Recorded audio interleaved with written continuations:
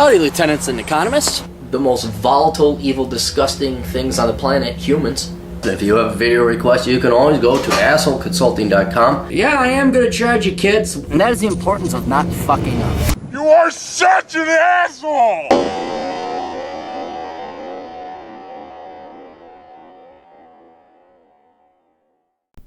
Hey everybody, the old captain here. Go to assholeconsulting.com if you got a question and you have money that you are willing to give me for me spending part of my finite life. This is for the millennials. It keeps happening.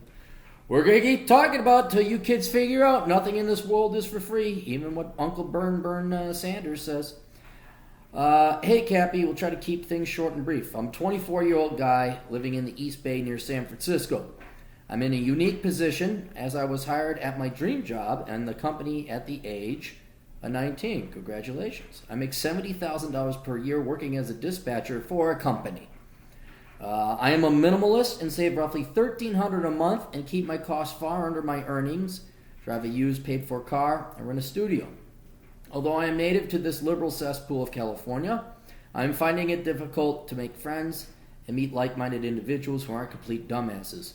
Women my age seem to be a waste of time, and I am borderline MGTOW these days. Like I said, I love what I do, but I am not seeing a future here. The cost of a home or even a condo here where I live is well over $550,000, and I just cease to see how I can get ahead here. I have $65,000 in saving at the moment. Okay, you're 24 years old, and you have 65 grand in your cash, and you're trying to figure out how to get ahead. Dude, you're killing it. You are just slaying it, man. I have 65 in savings at the moment, and my family is here. Job prospects in other states are promising, but don't pay nearly as much. I am happy career-wise, but not my personal life. A video response would be much appreciated. Thanks, Curtis. Okay, well, then I asked you some questions if you had some hobbies that you enjoyed, and you have plenty of hobbies and you enjoy them.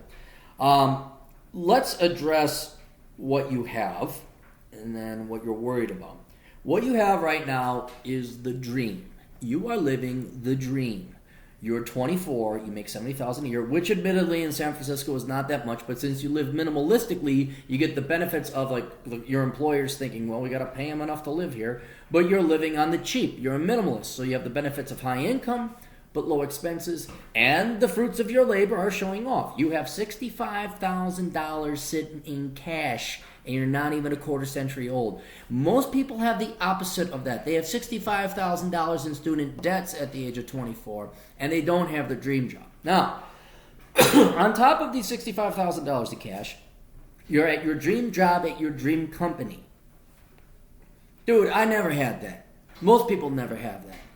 And the thing I think that's kind of not ruining you, but a lack of a better term is coming. What's ruining you is that you've never worked a sucky job, or maybe you did work sucky jobs, but you're led to believe like this is average. You're never, very statistically, I can't say never, but you're very statistically unlikely to ever have a job that you love, are highly compensated, and at the dream company. It just doesn't happen.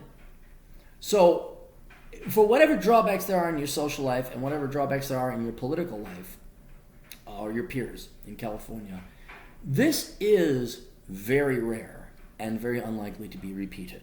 So I would not throw this away thinking there's a match that you're going to get another job like this, and on top of it, it could be the exact same job in the exact same company, but you transfer somewhere else, whole bunch of different group of people, and you find out it's fucking hell. So I would hold on to this. Definitely, because it solves a whole bunch of problems. Plus, as evidenced by your $65,000 in cash, you're building up a war chest. You should be able, like if you keep going, to build up a couple $100,000, maybe $150,000, and then move to a place that you like, or to at least do some reconnaissance and travel around the country, find out places that you may want to live, and then be able to buy a small condo in that area, never have to worry about rent again. You always have a base of operations.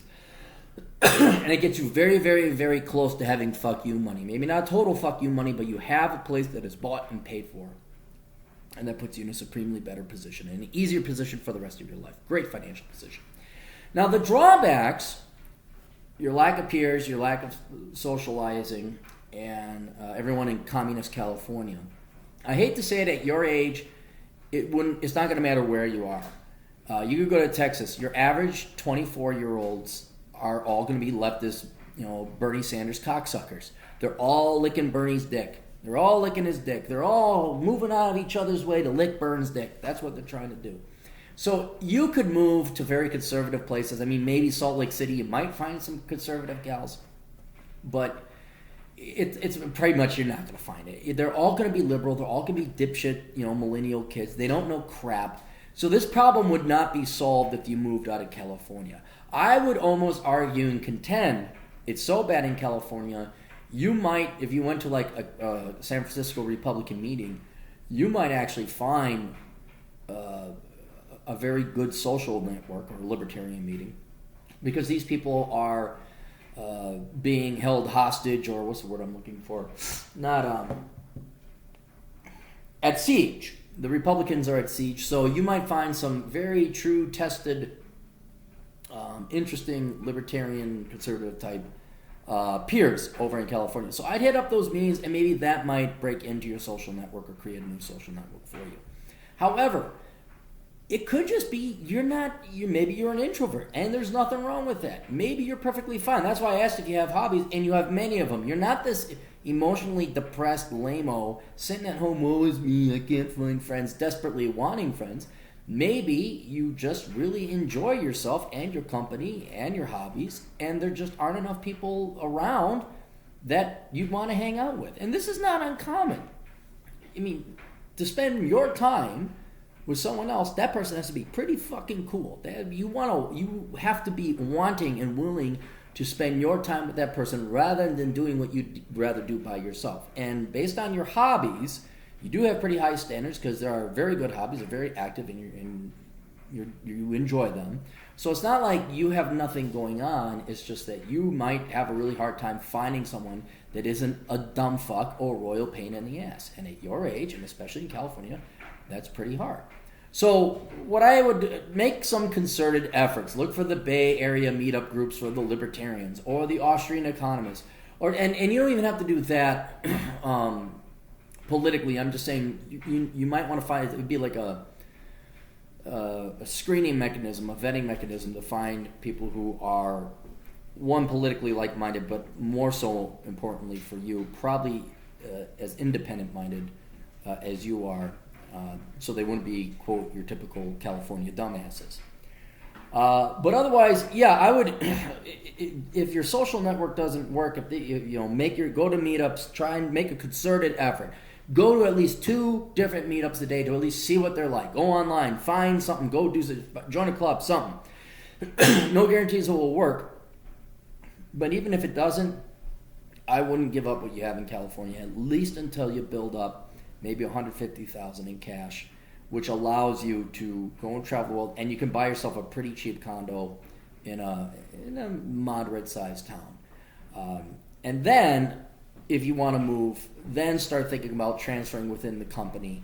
Like, you find out you really want to check out Dallas. Say, well, I'd like to transfer to Dallas, and if your company will allow you to do that and have the same job, hopefully your coworkers and peers are just as cool as the ones that are here.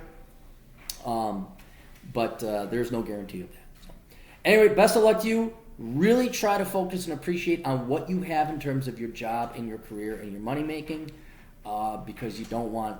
I mean, seriously, man, I don't know anyone that's got that. I mean, we've had a few clients and clientele come through here, but it is not common. It is very rare. So, best of luck. Toodles.